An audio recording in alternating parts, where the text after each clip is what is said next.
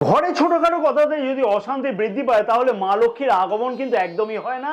ভাগ্যত বিশেষ কিছু অসুবিধার সম্মুখীন হতে হয়, বা ব্যবসা বা কর্মক্ষেত্র থেকেও কিন্তু বিশেষ কিছু অসুবিধার সম্মুখীন হতে হয় পরিবারের সকলকে। বিশেষভাবে বলবো, যদি কন্টিনিউয়াস এই অশান্তি চলতে লক্ষ্য করা যায় তাহলে কিন্তু বাচ্চাদের ওপরে তো এর বিশেষ কিছু নেগেটিভিটি ইম্প্যাক্ট অতি অবশ্যই পড়ে থাকে। সাধারণত ঘরে এরকম অশান্তি লক্ষ্য করা যায় যদি, তাহলে কিন্তু তার প্রধান তিনটি কারণ থাকে। কিন্তু এক নম্বর, হয়তো ঘরে বাস্তুতে কিছু সমস্যা আসে, অথবা দুই নম্বর হচ্ছে পরিবারের সদস্যদের মধ্যে যে কোনো কারো জন্মকুণ্ডলিতে কারো চতুর্থ ভাবেতে কোনো সমস্যা আছে, অথবা বাড়ির আশেপাশে কোনো নেগেটিভিটি আছে যার ফলেতে কিন্তু অকারণেতে ঘরেতে অশান্তি হচ্ছে। কিন্তু এই তিনটি বিষয় যদি বার করতে হয় তাহলে বিশেষজ্ঞের পরামর্শ নিতে হবে। আমি এই তিনটি বিষয়ের উপরেতে বিশেষ কতগুলি টিপস এখানে বলে দিচ্ছি, যে টিপসগুলিকে যদি পালন করা যায় তাহলে কিন্তু তিনটি বিষয় কিন্তু অতি অবশ্যই নির্মূল হতে লক্ষ্য করা যাবে।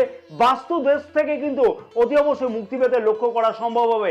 এক নম্বর হচ্ছে, বাস্তুতে যদি কোনো সমস্যা থাকে তাহলে বলবো যে বাড়ির বাথরুমেতে একটি কাঁচের বাটি করে সৈন্ধব লবণ ভর্তি করে রেখে দেওয়া উচিত হবে, এবং 15 দিন অন্তর অন্তর সেটিকে চেঞ্জ করে দেওয়া উচিত হবে, এবং পুরনো সৈন্ধব লবণটিকে ফ্ল্যাশ করে জলে দিয়ে দেওয়া উচিত হবে। তার সাথে সাথে অতি অবশ্যই কিন্তু প্রতিদিন সন্ধ্যাবেলাতে বাড়ির যেখানে রান্নাঘর আছে সেই রান্নাঘরের ঠিক উত্তর দিকে বাড়ির কোনো মা বোনকে দিয়ে ঘিয়ের প্রদীপ জ্বালানো উচিত হবে। তাতে কিন্তু বাস্তুর এই সমস্যাগুলি নির্মূল হতে লক্ষ্য করা যাবে। দুই নম্বর হচ্ছে, পরিবারের কোনো সদস্যের জন্মকুণ্ডলিতে যদি চতুর্থ ভাব খারাপ থাকে তাহলে পরিবারেতে সুখ এবং স্বাচ্ছন্দ্য কিন্তু অকারণেতে বিঘ্নিত হতে লক্ষ্য করা যায়। এই সমস্যার সমাধান করবার জন্য অতি অবশ্যই পরিবারের প্রতিটি সদস্যকে প্রতিদিন সকালবেলাকে কাকপক্ষীকে কিছু না কিছু খাওয়ানো উচিত। সাথে সাথে কিন্তু অতি অবশ্যই কাকপক্ষীকে জল প্রদান করাটা উচিত হবে।